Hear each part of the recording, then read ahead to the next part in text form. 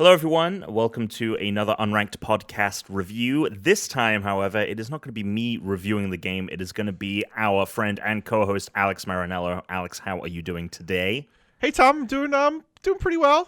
Feeling pretty ghoulish. Ghoulish, good. That's the mindset you need to be in. So, Mm-hmm. I got a code for Ghosts and Goblins Resurrection. I have never played Ghosts and Goblins. I know you, big time fan of the game. In fact, you recently replayed the original Ghosts and Goblins, Yes. if I'm not mistaken. You So are not. I thought we need to get Tuna to play this game and give his opinions. So before we get into a kind of discussion about it, Tuna, do you have like a sentence that you could use to describe your feelings on Ghosts and Goblins Resurrection? Sure. It's exactly the same as the old game with minor improvements that don't really enhance the experience of the game for me. Okay. So I don't know if that's like, so is this an improvement then, or did you find in your eyes that this was actually worse than the original Ghosts and Goblins? I think it's exactly the same. They've added some things that to me make no difference whatsoever. Okay. And again, I think it's a game that is so difficult, not because they've designed it to be difficult, but because this is my opinion, the platforming and the mechanics are so bad that it makes it that difficult to play. It's not like Cuphead where you're screwing up in Cuphead because you're not good enough. In Ghosts and Goblins, Goose and Goblins, yeah. I know, Different Goose. game. That's the sequel. Untitled Goose Game. Untitled Goose and Goblins. Yeah, right. right, exactly. In this game, it's the platforming is still just as bad. They didn't improve the platforming whatsoever. So when you jump, you don't have like really good control over where you're going to land or how you move in the air, which is exactly the way the old game was. They've added a couple things like you can use abilities now, which is fine, but like another problem with this game is that once you kill enemies, they just keep spawning. So if you don't move, they're just going to keep coming after you. And I will admit as well, they did add difficulty levels to this. Okay, fine. But all it did was basically change how many hits you could take before it was a game over, or before you had to reset back to the beginning of the stage or midway or to one of the checkpoints. So I guess some background.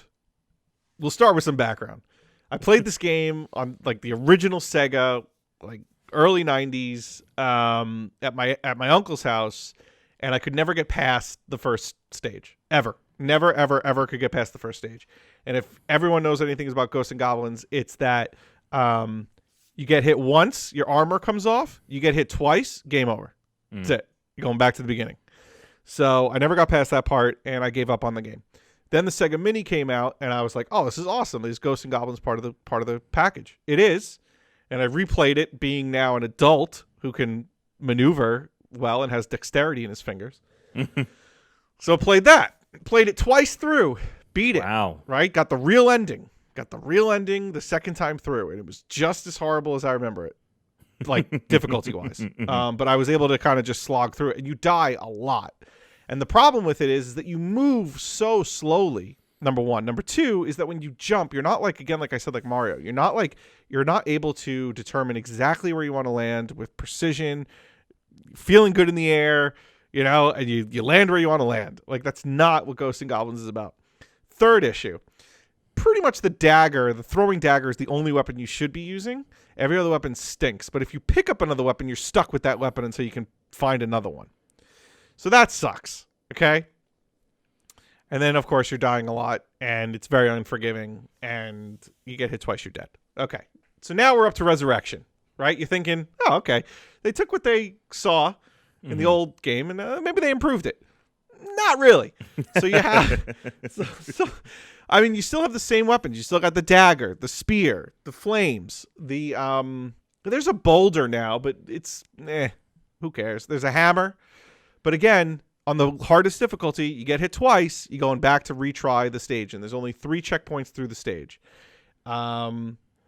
and the enemies keep spawning. You're jumping. You're trying to land where you. It is almost impossible to not get hit. And I don't know if it's like Cuphead wise, where you're like it's just so hard they designed it this way, or the mechanics are just so bad that you're not going to be able to avoid enemies and also, throw your weapons or use your weapons at the enemy.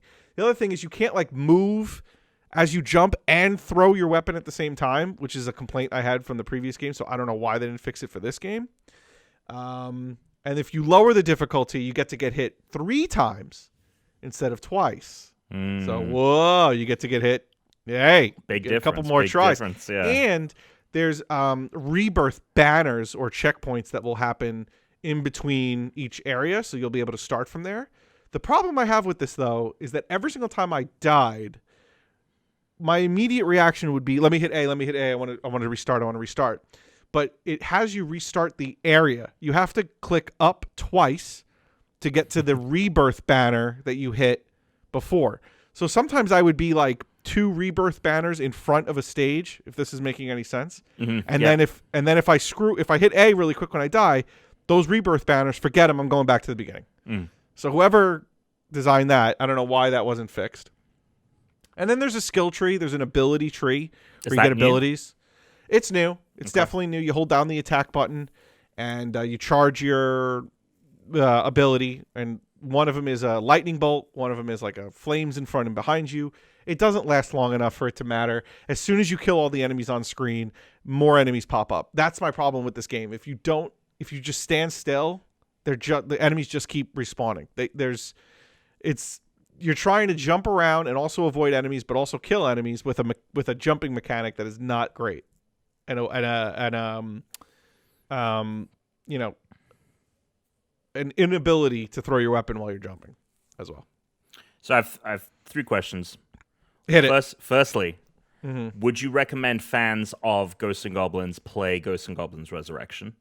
That's my if you want to play the same game over. Yeah, I would say I still am interested. Like I'm still sort of interested. There's the original level. There's the original 6 stages, and they've like kind of reimagined those stages as a different route on your way to the end. So there's 2, I guess, diverging paths you could take. So that's new. There's some new stages and there's new enemies, which is fine and cool. But if you didn't mind the previous game and you liked how difficult it was because of mechanics, then go play this game. It's it's the exact same game. Would you recommend new people play it? Would you recommend? No way would I recommend you play this game. You'll be frustrated in 5 seconds. You will not want to play this game. It is. I don't think it's worth it. I don't think if you're not a fan of this game, there's nothing for you here. I really don't think so. If you want to play a challenging platform shooter, go play Cuphead. So that may lead into my last question, which is, did you enjoy your time playing it? It sounds like this is just like I wanted to beat it to make my young self proud versus any kind of desire to play this game. Yeah, pretty much. So when I played the Sega Mini version, the original version on the Sega Mini, and I beat that was solely because I needed to beat it. Okay? Now that I'm playing this version, because it is so similar to the Sega Mini version, I feel no desire to actually finish this now. And if my wife will tell you, she will tell you that I literally was slapping my leg, frustrated with the amount of times I died and the amount of times that I screwed up and the amount of times that, like, it's not even me screwing up. Like, sometimes you're looking at enemies coming towards you and you're like, this is impossible. I cannot get past this. This is impossible. And the fact that you didn't change the jumping mechanic or the fluidity of your motion is just boggles my mind. This game could actually be pretty good if you allowed me to shoot, move, and jump at the same time, right? Jump and then move and shoot at the same time. Have a little bit more better precision on my jumping. Gave him a little bit more fluidity in his movement. He runs like a goddamn asshole. So you would have preferred if this was a reimagining where they were like, okay, we're going to make it good instead of preserving the kind of annoying gameplay of the past.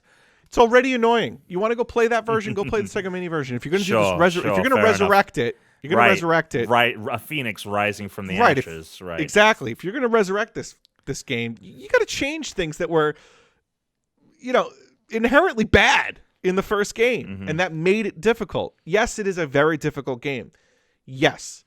But some of it doesn't have anything to do with your skill, and it has to do Sure. with the fact that you jump like a dick. That's going to be the subtitle. Ghosts and Goblins Resurrection Review jumps like a dick. Well, Tuna, thank you for joining this. So I think this has actually been a pretty insightful little convo for people that might be interested in Ghosts and Goblins Resurrection. Go follow Tuna over at Tuna Targaryen on a bunch of platforms. One of them's Space Targaryen, right? That's on Xbox. Tuna Space Targaryen. Yes. You can go find me at Great Britom. I'm sure you'll have more to say about Ghost Goblins Resurrection also on this week's Unranked episode, so make sure to go check that out on all podcast services. Until next time, everyone, stay unranked.